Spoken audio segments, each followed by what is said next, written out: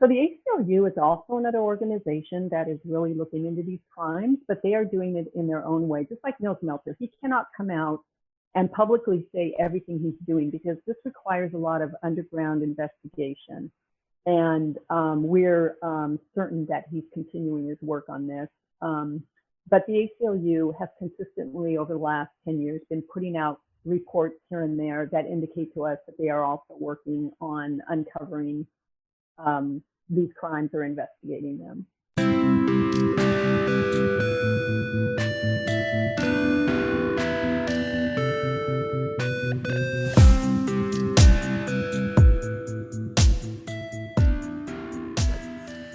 So, welcome to another episode of Chatter. Today we have Constance Hannah Rose, the founder of Advocacy for Humanity. Wow, there's a lot of words that I screwed up there.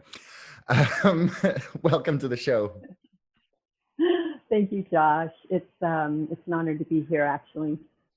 Well, yeah, I was put in touch with you after I did an episode on cyber torture, and so we're here to talk a little bit about that. But why don't you start with Advocacy for Humanity? When did you find that, and sort of what led you to finding this?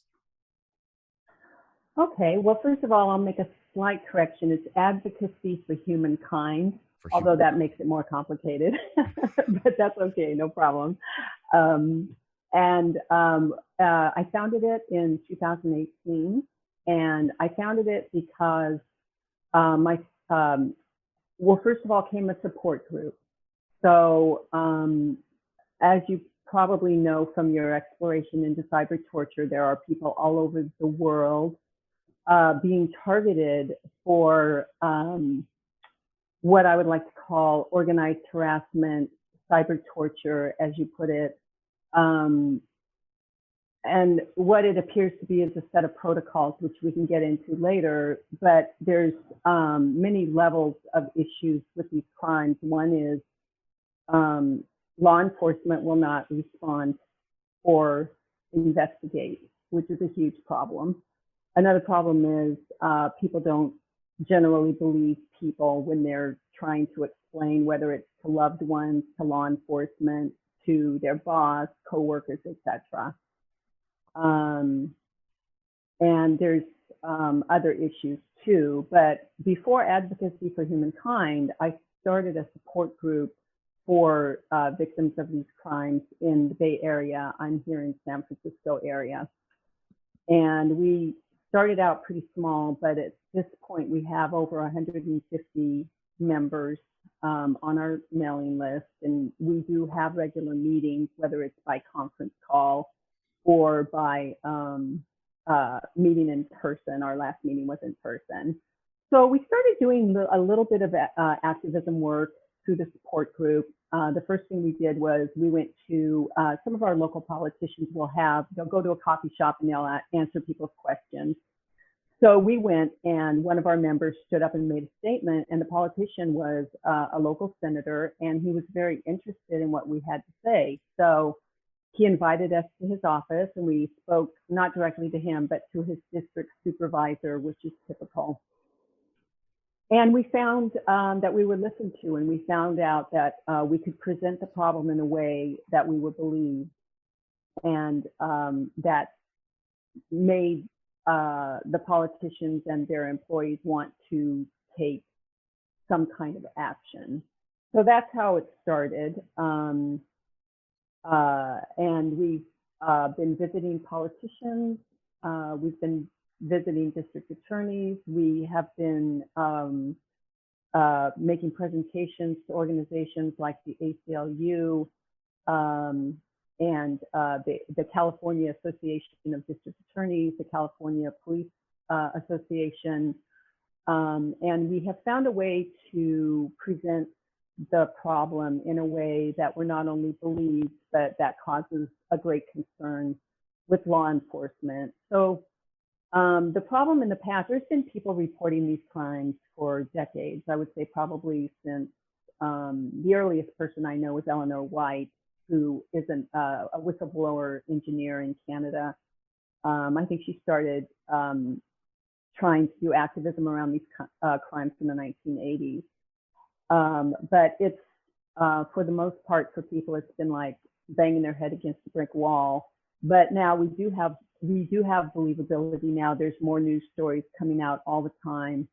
And then, as you know, Niels Meltzer, the UN special reporter, or rapporteur, I think how they call it, on something like degrading human torture or something like that. It's a long, it's a long title he has there. Yeah. But he has come out and he requested submissions. So that is a huge step. We also found, we have also found that the ACLU is working on these crimes in the background. But this is a major, I mean, these are major crimes and it's huge. And if you can imagine the mafia from, let's say, the Godfather times, add technology onto that and add a worldwide network, that's basically what you've got. And it's brutal. Yeah. People are just being absolutely decimated by these crimes. Yeah. Yeah. I mean, I think for me, one of the stunning things about it was when I first started looking into it, when James had first got in touch with me, and it was like kind of stunning to see the number of victims. Like because I'd never even heard the term before. And the example of Julian Assange is obviously a famous one, but like it goes way beyond what's happened to him. It's there's a stunning number of victims. I mean, what Susie, I think I keep thinking Quattro. There's a fantastic journalist who's done a lot of work, and I will link her stuff in the description below. She's done a lot of interviews with victims, and just the sheer number that she was able to find that would sit and talk to her on her podcast, where it was stunning. But you talked about how you've been presenting it in a way that you know gets the attention of politicians and makes them like sit up and listen. Like, well, how have you been going about that, and what way do you approach that? Yeah, so we were really fortunate because one of the people who joined our support group, a guy named Bob, brilliant guy, he was in marketing for with Amazon and Twitter. So obviously it has a lot of marketing expertise, but beyond that, he's just a brilliant guy. So we got together, he and I and a couple of other people, and we really knocked out, you know, what are the basic precepts here? What is actually happening here? What does everybody report? And we found all the common things. And we realized that there were a couple of terms that have really been stigmatized just because people are so traumatized that they will, you know, one person will go to a politician or they'll go to somebody in the UN and they're so traumatized that they don't know how to present it. And so they come off as sounding crazy. And the terminologies that those people have been using is gang stalking, targeted individuals, that those two particular words are extremely stigmatized now to the point where over here in the US, if you go to law enforcement and you say you're a targeted individual and you are experiencing gang stalking, they will more than likely put you on what we call a 5150 psychiatric 72-hour hold in a mental facility. So we realized that we had to avoid certain terminology, but we also boiled it down and we realized this is a set of protocols. No matter what you want to call the umbrella term, and we started out calling it covert harassment, and we've learned since that that doesn't work, but it's a set of protocols. Basically, the set of protocols is deep character assassination. And I mean, when I say deep character assassination, these people are not messing around. They profile you long before you know what's going on, and they systematically destroy any relationships and social circles that they can. And that's before you know what's going on. All you know that is going on is, oh my God, why are people treating me like I have bad breath, you know? And you lose jobs, people lose jobs, etc. And then you realize, then they kind of slowly let you know that you're under surveillance, and that's also deep surveillance too. That is in the home and out of the home. And they have different ways of letting you know that you're under surveillance, but you eventually get it. Then there's the hacking of computers and devices. There's nobody I know that doesn't have their smartphone, their iPad, their tablet, their laptop, and their desktop computer. It's all hacked. The only way I've been able to kind of maintain any kind of privacy is I use an Ethernet cable with my laptop, but my iPad is all hacked. They immediately know what I'm doing on there. Let's see. What are the other protocols? Okay, then they recruit as many people as they can into participating in this. So whatever neighborhood you live in, it doesn't matter. You can move. I moved across country. You can move across country. It's going to follow you, and they will set it up. And I think that they do this through several organizations, including Neighborhood Watch organizations, that sort of thing. So there's other protocols. I should probably pull up my presentation and look, but basically this is a set of protocols. And when you break it down and present it like that, there's no reason for people not to believe you. Oh, one of the other protocols, of course, is the directed energy weapons, which I'm fortunate I do not experience that, but many people, most of the people in our support group are victimized by directed energy microwave weapons. So we always point back to credible news stories.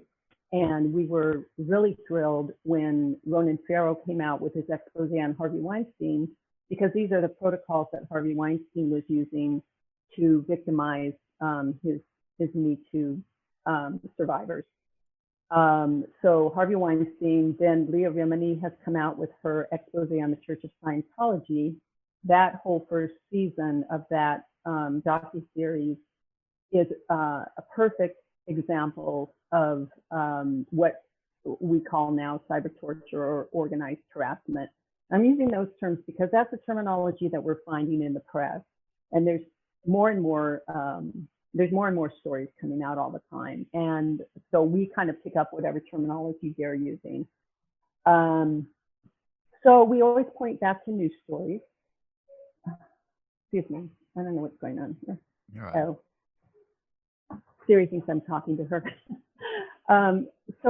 Yeah, so anyways, I'll stop there and let you interject here.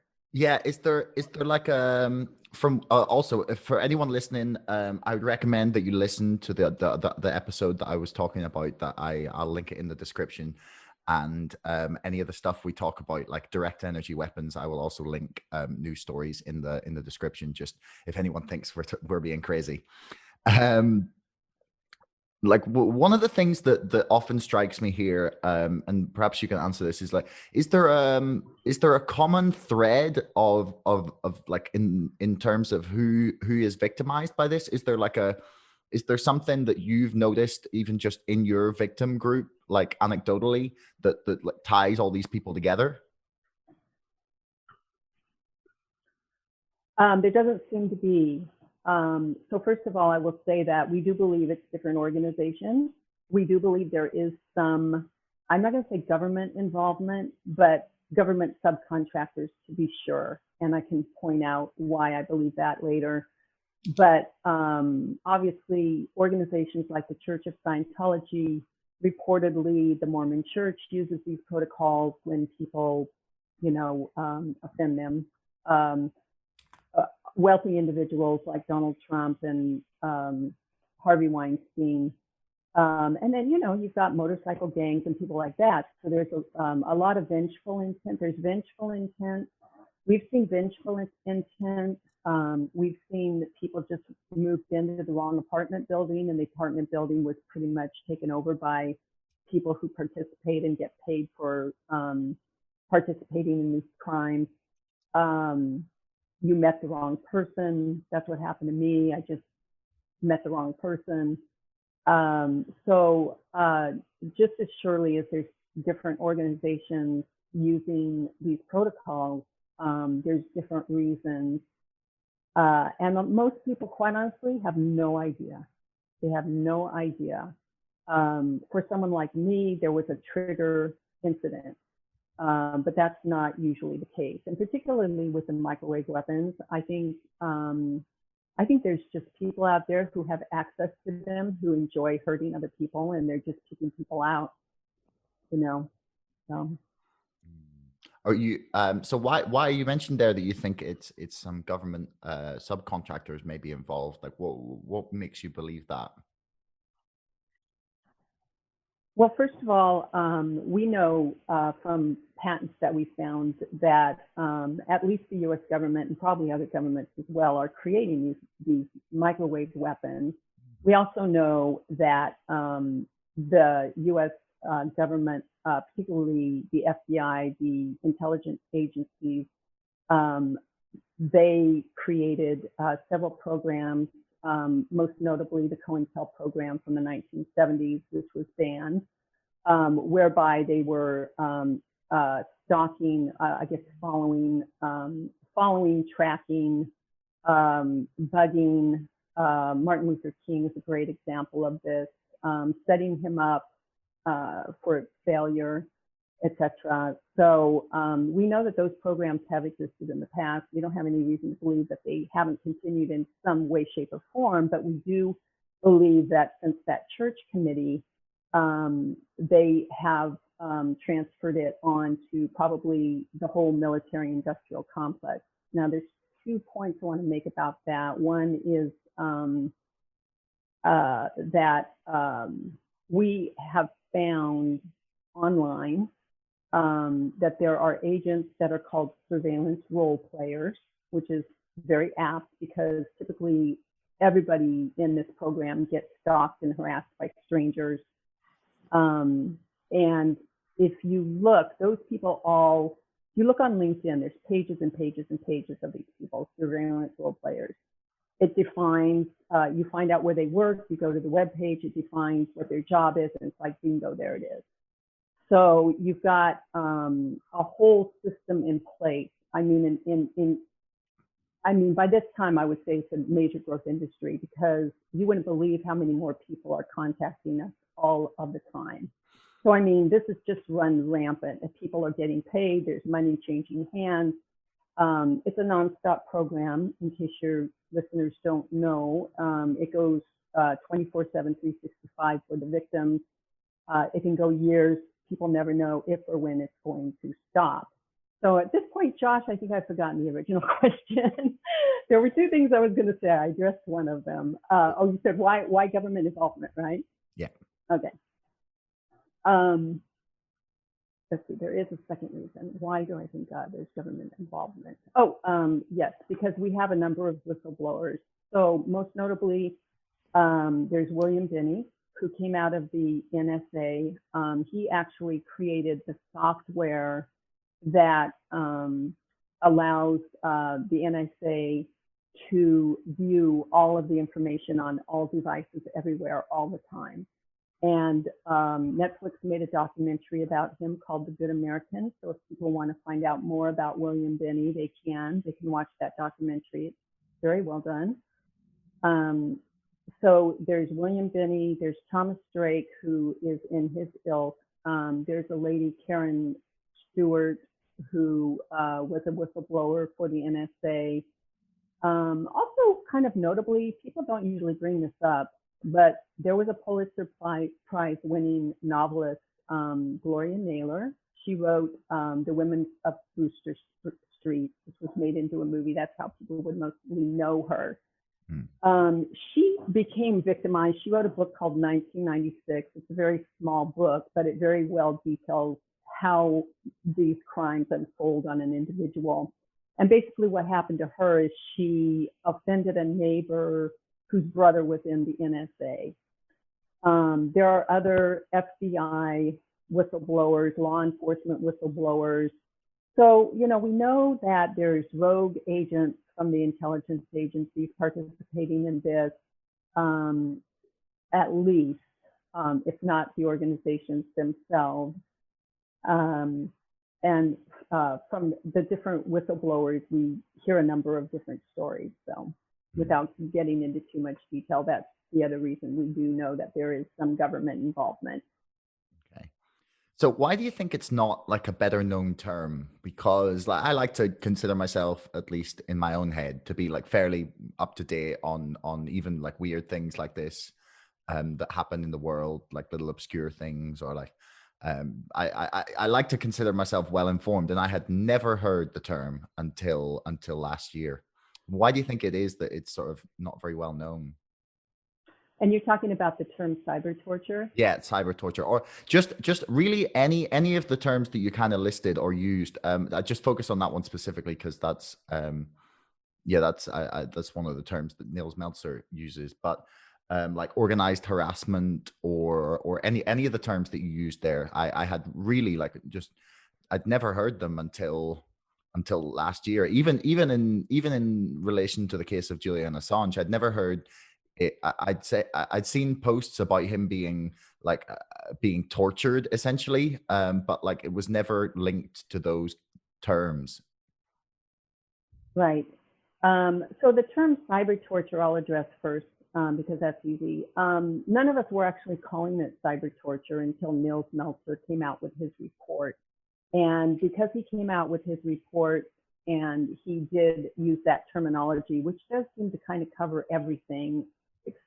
Well, there's the one-on-one involvement with the stalkers that you go through that's not cyber at all. That's happening in real time in people's lives. But it is a good term because so much of it starts online and lives online and depends on the technology. So I think that's why he came up with that term because it kind of broadly covers everything. But none of us were using that term. Nobody that I knew was using that term. But since he has come out with that term, we are happy to embrace that terminology. So that's why that term. In terms of organized stalking, the other terminologies are gang stalking, organized stalking, covert harassment, organized harassment. I'm not sure. I do know that occasionally, about every 2 or 3 years, a magazine will come out and totally debunk that this is existing and say that everybody's paranoid, delusional, and that there's this mass paranoid delusion going on. And if you know anything about the CIA, I'm not saying the CIA is behind that, but it is a tactic. Let's put it that way. It is a tactic to suppress the stories, to suppress people's testimonies, to debunk that this is going on. But I will say that there was a psychologist who was widely featured in one of those articles who has changed his tune, and he came out with a report. Can't remember the guy's name, unfortunately, but he came out with a report about 6 months ago saying that he'd been contacted by so many people that he now realizes that he was wrong in saying that this was paranoid delusion. Mm. So, I think there's that. It's really hard to say. I know that I talk to people about it. We give out brochures, we hand out flyers, and you're right, very few people have heard of it. So I don't know, but I do know that right now it is becoming better known. It used to be that I never met anybody who had heard of it. And now my sister knows another person undergoing this.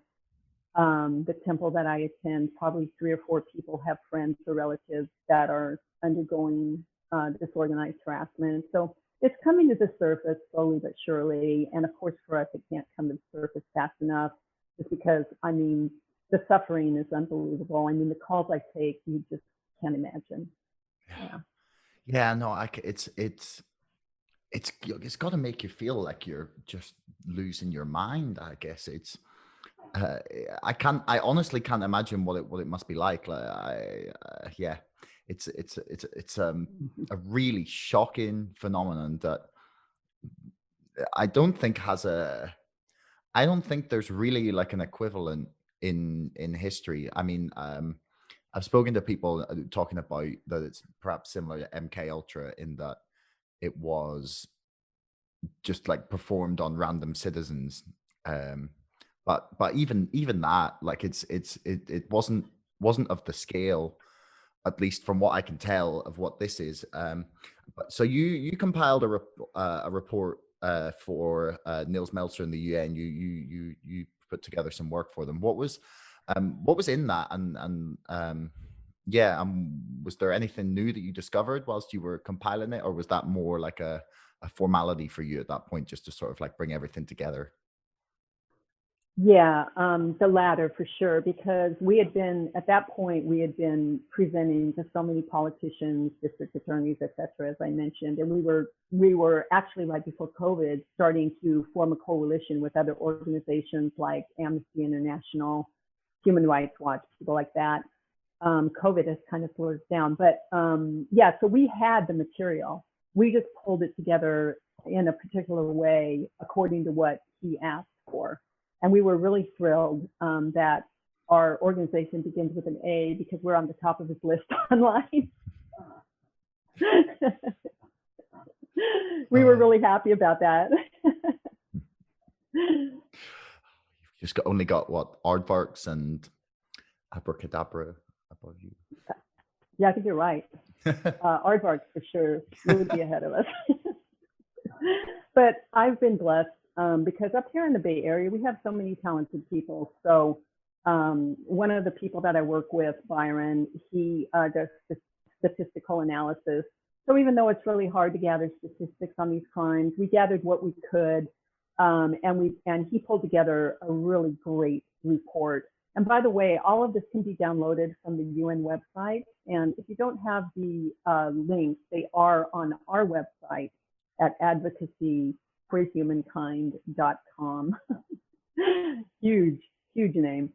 But yeah, so we had asked, because we had submitted a bill proposal to one of our local senators. We had collected testimonies from people. We wanted it just to be from California, but it ended up being from all across the United States. We got tons of responses, but we only edited and compiled 90 because those were the ones from California. So we submitted those ones, redacted for the names and the addresses and all of that, because we only had permission to really submit them to the senators. So we didn't want to go through and request, so we redacted the names and everything. And then we have a really good description of the crimes. And then we have Byron's statistical analysis. And then we also added a few reports from the ACLU. I'm going to mention one of those reports right now in case people are interested. There is a report by the ACLU called Trapped in a Black Box. If you put that into your Google, it will come up. You can download the PDF. This is about watch lists in the United States.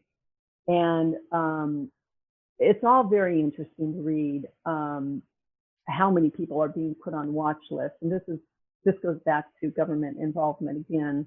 But there are pages 30 to 33 talk about hidden watch lists, which is basically a person can be put on a watch list. It doesn't have to be any criteria whatsoever, because these lists are kind of clandestine, and only the people who apparently are running those programs know.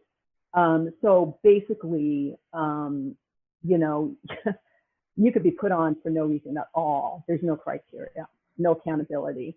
So the ACLU is also another organization that is really looking into these crimes, but they are doing it in their own way, just like Nils Melter. He cannot come out and publicly say everything he's doing, because this requires a lot of underground investigation.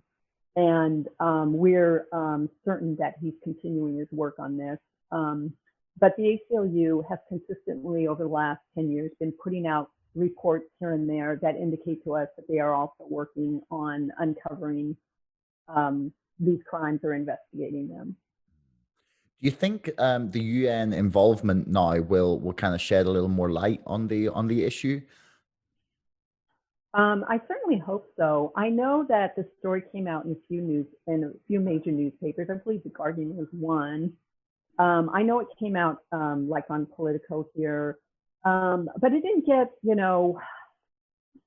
it's not in my Apple news feed. Let me put it that way.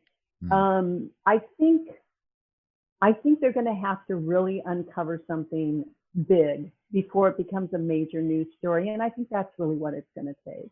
I mean, what sort of level are you talking? That like they discover that they can really like start, I don't know, prosecuting people in networks that are taking part in this, or like rogue government agents, or like is that okay? So I mean, you'd like to think that that's what they would be pursuing, because when they're taking it seriously, then that's where you would be looking. You would be trying to get big things like that happen. You know, that is probably the only way to bring to shed light on the fact that this is happening. Is it, have you found that it's like concentrated in certain countries, or is it fairly spread out across the world? Well, we know that it's worldwide because we even have people in our support group who have traveled the world and it's followed them everywhere. So, I mean, I think unless you're living with cannibals in New Guinea, you might be able to get away from it there. But it is definitely worldwide. I do know that Canada and the U.S. seem to be the worst places to be. Trying to think if I've heard. I don't think I think Europe is also pretty bad. I'm just trying to recall different things people have told me. But there's organizations and support groups all over the world. So you have to know that if somebody is taking, well, I'm sorry, Japan. I actually have a neighbor from Japan, and I was giving her a brochure, and she told me that it's just rampant there. It's not a secret. Everybody knows about it. So that's one country where it's extremely concentrated, and the public knows. The They public, do like a lot of activism. the general opinion is that the public are aware that this is happening. Yes, the general public is aware that this is happening. Yeah. And is there, like, I don't know, movements there, like Yes. things like you have? Is there, have they got further in trying to combat it, given that like the population is more aware, or? Yes. Absolutely. Now, I can't speak to great extent about this, but I do know that they do a lot of activism. We've been having an international TI day. I hate using that terminology. Um, every year on August 29th, and Japan typically has one of the biggest showings. They have like local mayors and politicians showing up to their marches and their activism events. So yes, they're very, very active. In Wow. fact, we kind of are interested in maybe connecting with somebody over there and finding out, you know, exactly everything that they're doing. Mm, yeah. So, what is the reaction that you get, like when you go in to present to politicians? Like, what is there like a general response that they all seem to give, or I don't know, perhaps certain ones are more stand out than others, but like, what's the reaction like? Yeah, so we kind of created this way of going about this. As I mentioned, a lot of our local politicians, they do have events where they'll have a town hall meeting or whatever. So we kind of created this system of creating a 1 minute elevator pitch, going up to them, talking to them about it, and asking for a meeting. So that's kind of what we use. And typically, every time I talk to any of them, they're like, "What? I haven't heard about this." And of course, you know, there's people in line behind you waiting to talk to them. So you have to keep it to 1 minute. So you can't give them the whole ball of wax. But we usually do get the meeting. We get in the door. We're usually talking to district supervisors. We don't ever run into people not believing us, but there are points that they've told us, you know, you should change this, or you know, that's beyond our believability right there. And if you're familiar with the concept, the Overton window, it's basically in politics that the politician has to stay within that window of believability when he's addressing his constituents.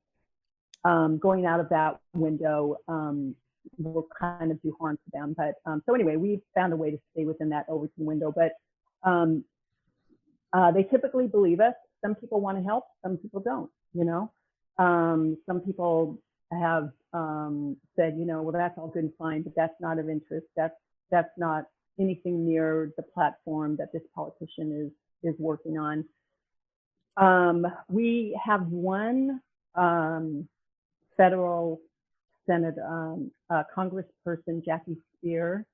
Her office became very, very interested in the directed energy weapons. So the person, Bob, who I told you about, he's been working with them on that. And then I actually have had several,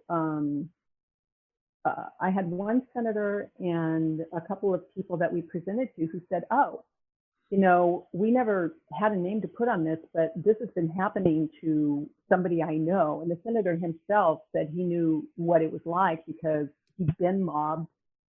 You know, the gang stalking or the organized stalking is kind of like flash mobbing. If you remember those videos where everybody would show up and sing a song, it's kind of like that, but everybody shows up and they're picking on you, Yeah. you know, so.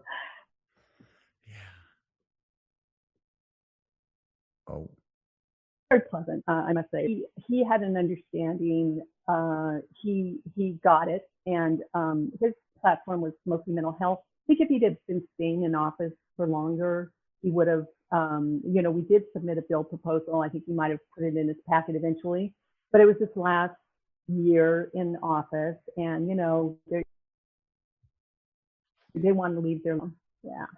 Yeah, so we've gotten positive response from everybody. We were told, because we were calling it covert harassment at first, you know, we're trying to stay away from, you know, all of the stalking, but we got told by a major district attorney in this state that we ought to use terminology that people can relate to.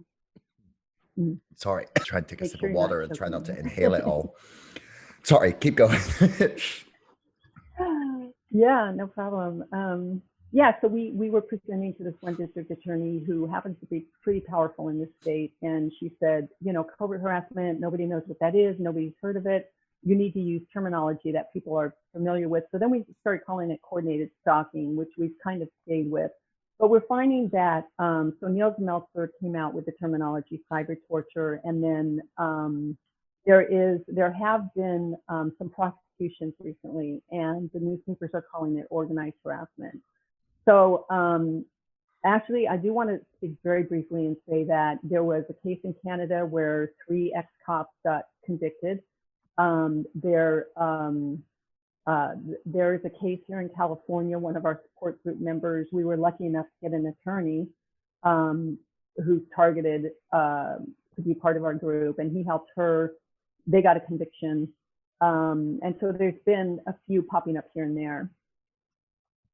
Is there like an actual legal framework that like brings that all together when you go to court about it, or is it just that they're harassing and stalking you and all of these like individual offenses all sort of rolled up into one case? Right, that's a really good question actually, because currently, you know, so the reason we were visiting politicians is we wanted to get an organized stalking bill on the table, which didn't, you know, it hasn't happened up to this time, but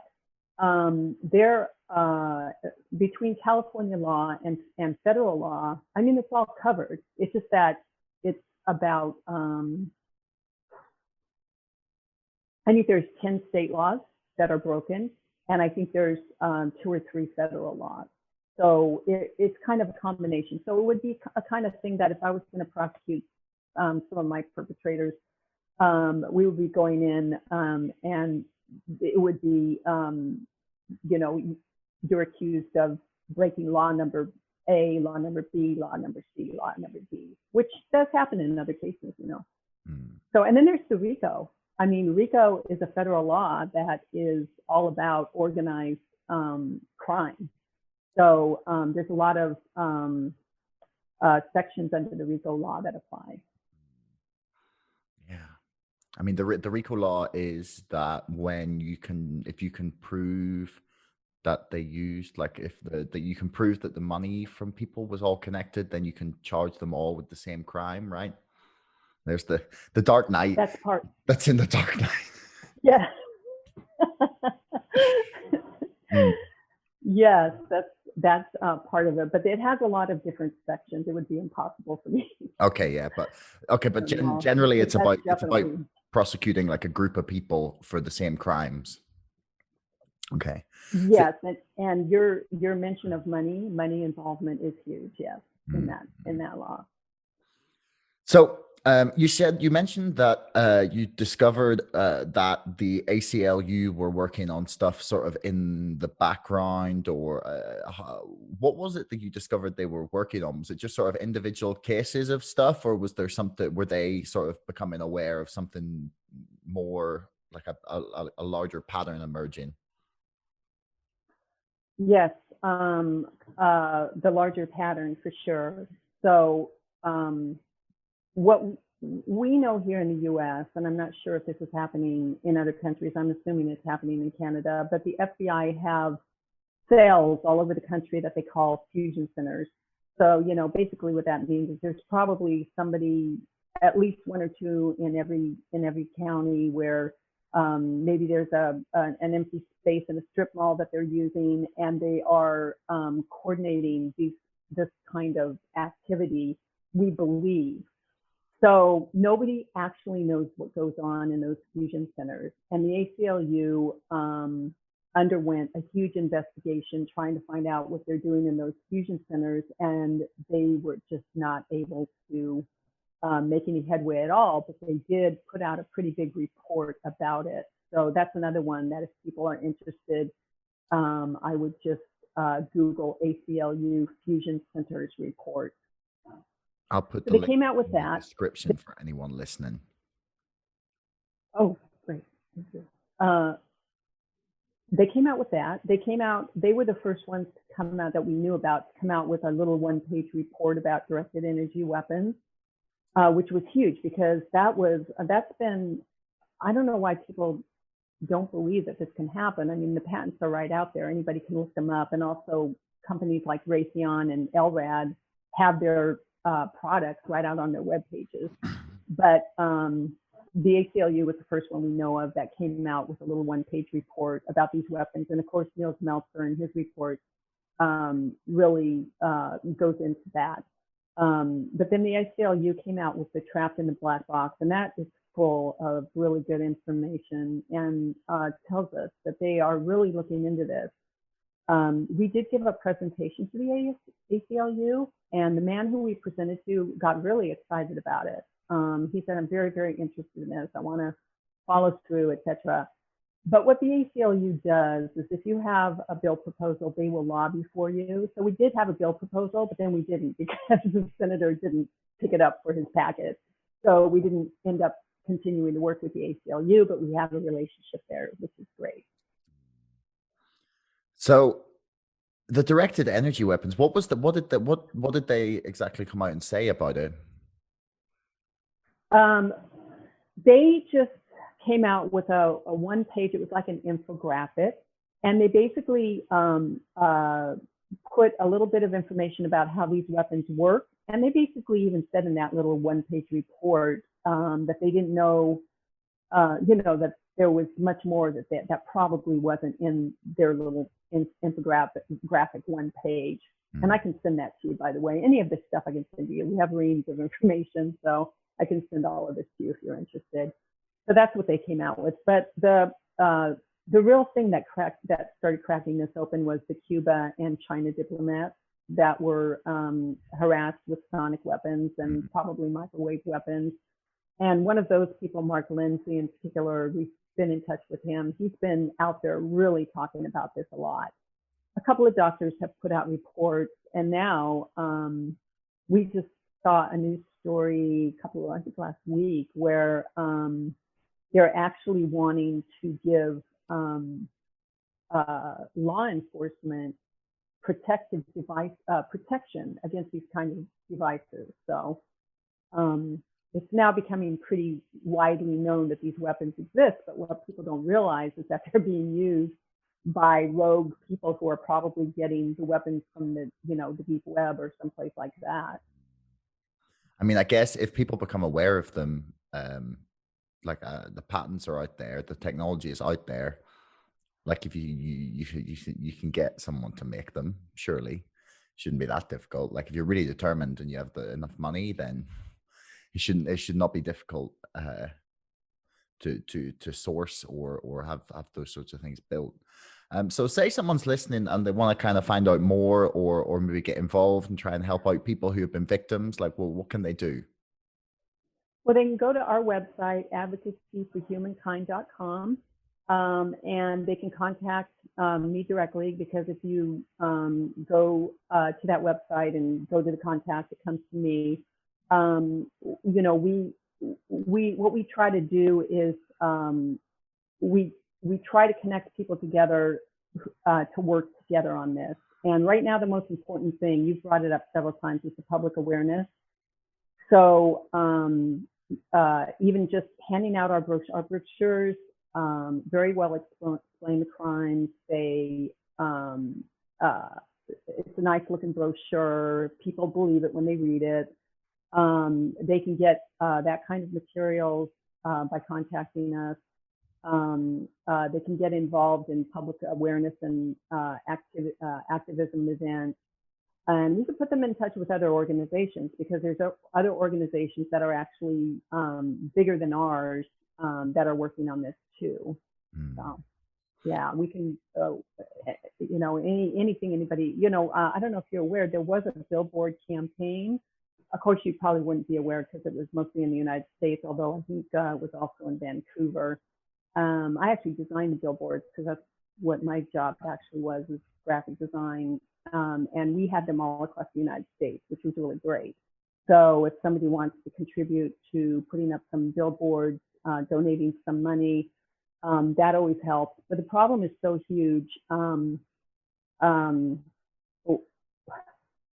You know, for me, I like to be focused on how do we bring together people from organizations like the ACLU and Amnesty International and get people on board with really working on these crimes. But we also get so many emails from people who are just suffering. So another thing that we need a lot of is people to provide support for those people, because I can only handle so many of those calls. And even though we have a support group, only a handful of those people will take the calls. It's very hard to be on the other side of these calls.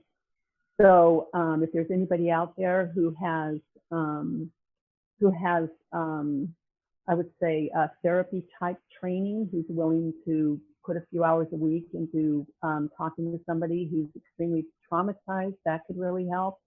But yeah, if they contact me, I can guide them in the right direction or give them work to do. I always tell people, oh yes, I can give you plenty to do. Well, that seems like a really lovely note on which to end things. Thanks very much, Constance. It has been a pleasure. For people watching, all the stuff we've talked about, I will have links in the description below. You can check out everything we talked about. All right. Thank you so much, Josh. We really appreciate that you're willing to help us bring more public awareness, and I'll continue listening to your podcast. Yeah, thanks.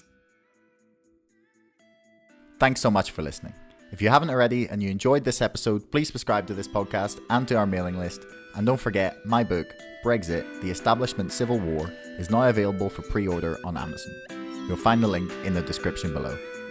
Until next time, thanks so much for listening.